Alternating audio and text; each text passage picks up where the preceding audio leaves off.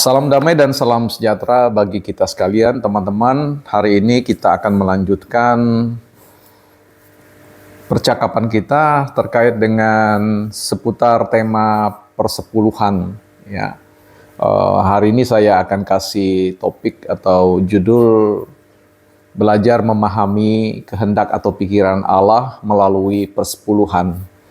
Nah, kemarin kita sudah bahas, jadi teman-teman sudah ada 2 seri yang saya sampaikan di dalam konten YouTube ini terkait dengan tema persepuluhan untuk menjawab atau memberikan jawaban Alkitabiah terkait dengan beberapa tesis atau asumsi-asumsi yang ada di seputar tentang ajaran-ajaran atau himbauan-himbauan tentang persepuluhan yang dalam pemahaman saya dan keyakinan iman saya bahwa hal tersebut perlu direspon secara baik, ya, dalam pengertian menghadirkan juga perspektif atau sudut pandang yang menurut saya perlu juga hadir dan ditimbang untuk memahami, ya, pikiran Allah atau kehendak Allah di balik pemberian persepuluhan. Jadi bukan semata-mata kita memikirkan terkait dengan nalar kritis kita, ya, argumen-argumen nalar kita yang kemudian tidak kita sadari bahwa nalar atau argumentasi-argumentasi pendapat-pendapat kita yang kita ingin paksakan untuk mereformasi, sebut saja demikian, kesadaran tentang memberikan persepuluhan itu sebagai sebuah tindakan yang tidak perlu dilanjutkan atau bahkan disebut pemahaman dalam pemahaman atau tanggapan yang tidak berhikmat atau bodoh seperti itu. Jadi teman-teman perlu menonton video yang saya buat dari seri 1, seri kedua, supaya teman-teman bisa memahami benang merah pemikiran yang ada di balik penjelasan-penjelasan yang saya sampaikan di dalam konten ini. Nah, teman-teman, hari ini kita akan mulai melanjutkan untuk memahami tentang pemikiran Allah atau kehendak Allah di seputar persepuluhan. Seperti yang saya sampaikan di beberapa kesempatan dalam video yang lain, bahwa orang biasanya mencari cara atau model atau metode-metode yang dianggap lebih mutakhir, yang dianggap bisa mewakili kekinian, bagaimana caranya memberikan persembahan, ya, atau mewujud nyatakan rasa syukur, keterlibatan tanggung jawab di dalam menata pelayanan, merawat pelayanan, membangun pelayanan, dan seterusnya. Kemudian orang-orang yang kemudian mulai membaca Alkitab dengan pikiran-pikiran progresifnya atau katakanlah pikiran-pikiran filosofisnya tanpa kehati-hatian yang tinggi, terlalu cepat untuk membuat rumusan hipotesis atau jawaban-jawaban yang kemudian disebarluaskan ke ruang media sosial.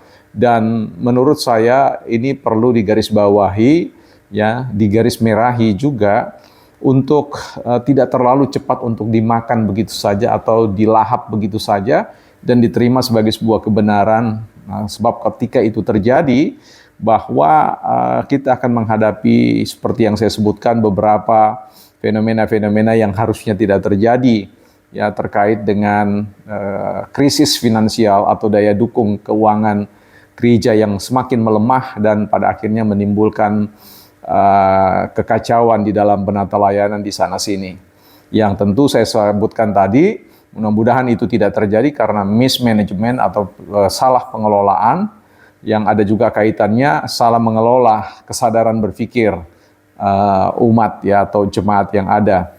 Nah, semata-mata kemudian kita perlu berpikir jangan-jangan bahwa hal tersebut terjadi karena, ya, umat sekali lagi memiliki pemahaman teologi yang tidak alkitabiah, ya, pemahaman teologi yang kemudian dikontekstualisasikan pada konteks yang menurut saya terlepas atau tercerabut dari akar-akar pemahaman dasar dari pemberian persepuluhan.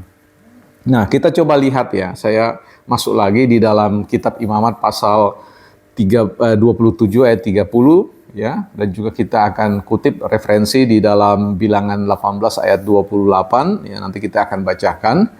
Tetapi saya ingin memberikan penekanan kembali teman-teman sekalian kemarin bahwa tradisi atau gagasan awal terkait dengan pemberian persepuluhan itu telah ada jauh sebelum ya suku Lewi disebut sebagai alamat penerima dari persepuluhan ya. Itu sudah dimulai dari Abram dan juga oleh Yakub ya.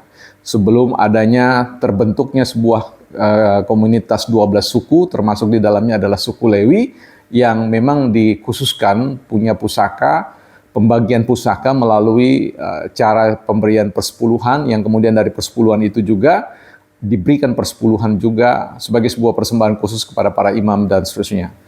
Jadi teman-teman hilangkan pikiran bahwa persepuluhan itu especially hanya ditujukan khususnya pada orang Lewi ya. Jadi tonton bagian kedua dari pembahasan tentang persepuluhan yang saya sampaikan kemarin. Nah, jadi kita baca Imamat 27 ayat 30 dikatakan demikian. Ya, dikatakan demikian. Demikian juga segala persembahan persepuluhan ya, segala persembahan persepuluhan dari tanah, baik dari hasil benih di tanah maupun dari buah pohon-pohonan adalah milik Tuhan. Nah, ini penting ya.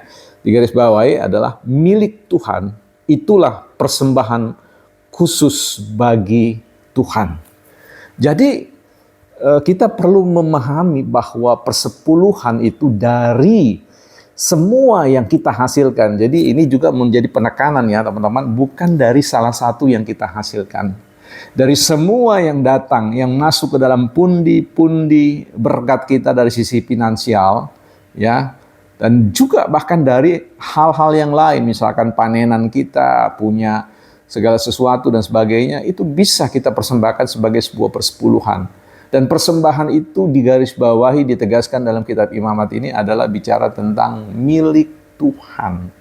Dan milik Tuhan itu disebut sebagai persembahan khusus bagi Tuhan ya. Jadi ini penting ya, persembahan khusus atau persembahan kudus ya. Di sini dikatakan ya adalah milik Tuhan, itulah. Nah, itu jadi adalah penekanannya, itulah, that is ya, the special ya. Jadi sesuatu yang sangat spesial, sesuatu yang sangat khusus terkait dengan persembahan yang ingin disampaikan bagi Tuhan.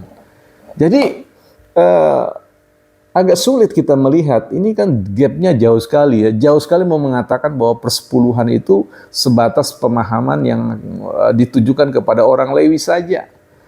Tapi itu dikatakan persembahan khusus, persepuluhan itu adalah milik Tuhan dan merupakan persembahan khusus yang diberikan bagi Tuhan, dikhususkan bagi Tuhan.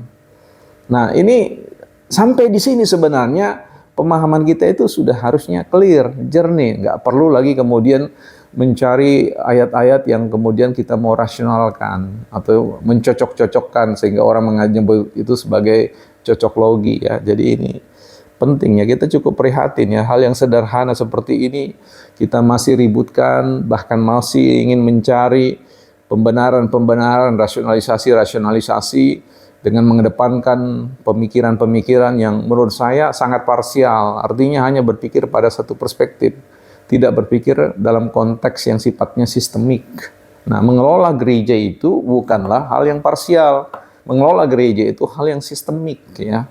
Semua hal diperhitungkan. Jadi selalu berbicara tentang persembahan itu bukan hanya menyangkut hal-hal tertentu atau pembiayaan-pembiayaan tertentu, tetapi daya dukung yang sifatnya menyeluruh ya. Nanti pada bagian-bagian yang lain terus-menerus akan kita dalami teman-teman. Nah, coba kita kutip dulu di dalam Bilangan 18:28, kita coba lihat ya. Saya buka dalam dokumen yang lain.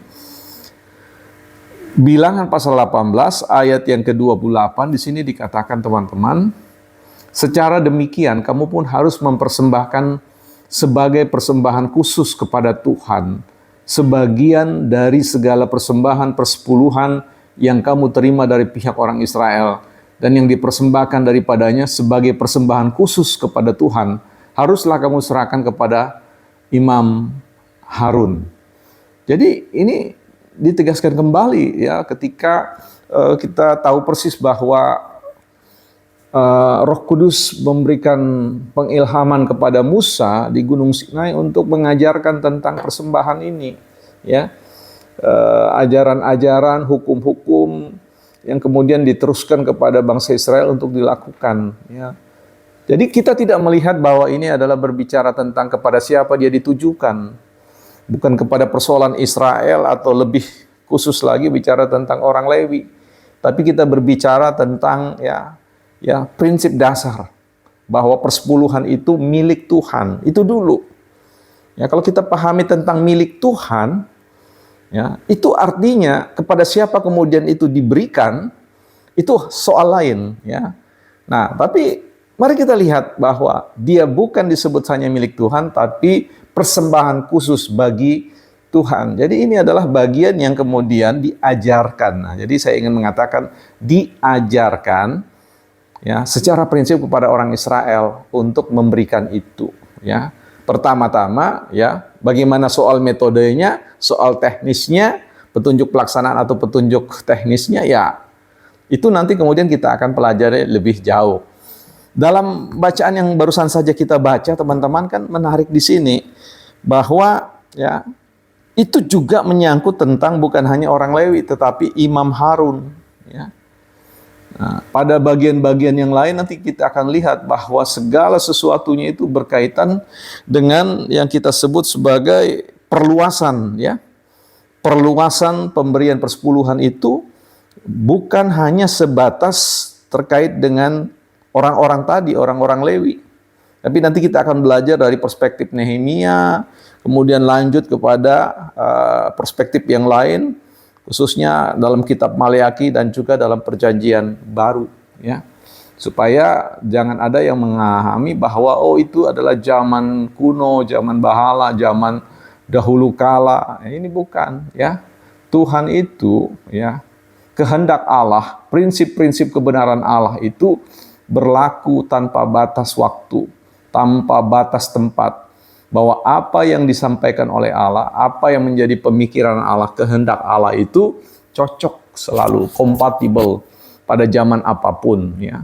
Nah, nanti kita akan berpikir bahwa mungkin suatu waktu teman-teman tergoda untuk mencari model-model atau metode-metode pemberian persembahan yang lain.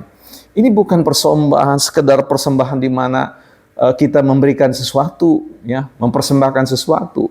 Pertanyaannya berikutnya, apakah yang kita berikan dan umat berikan itu mampu menjaga kelangsungan penata layanan itu, dengan maksud supaya penata layanan itu boleh berlangsung dengan baik, dengan tertib, dan mampu memberikan dampak yang baik kepada seluruh komunitas yang ada.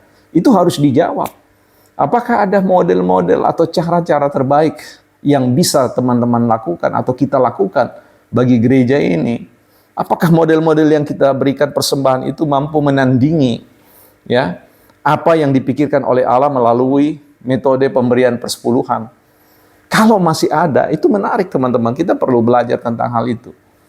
Tapi mekanisme apapun nanti kita akan lihat, ya, bahwa memang ada gereja-gereja tertentu yang dalam pengertian lain menganggap bahwa ini adalah sesuatu yang perlu ditinggalkan atau digantikan dan sebagainya, yaitu namanya kembali kepada keyakinan. Tetapi menurut pemahaman saya, pemberian persepuluhan ini memiliki banyak sekali dimensi yang positif.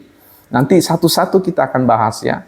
Saya tidak akan bahas pada bagian yang ketiga ini karena saya ingin membatasi penekanannya pada bahwa persepuluhan itu adalah milik Allah, ya. Persembahan yang milik Allah itu dipersembahkan sebagai persembahan khusus bagi Tuhan. Itu dulu. Nanti kita akan sambung ke yang lain, ya. Demikian teman-teman, salam damai dan sejahtera. Tuhan Yesus memberkati.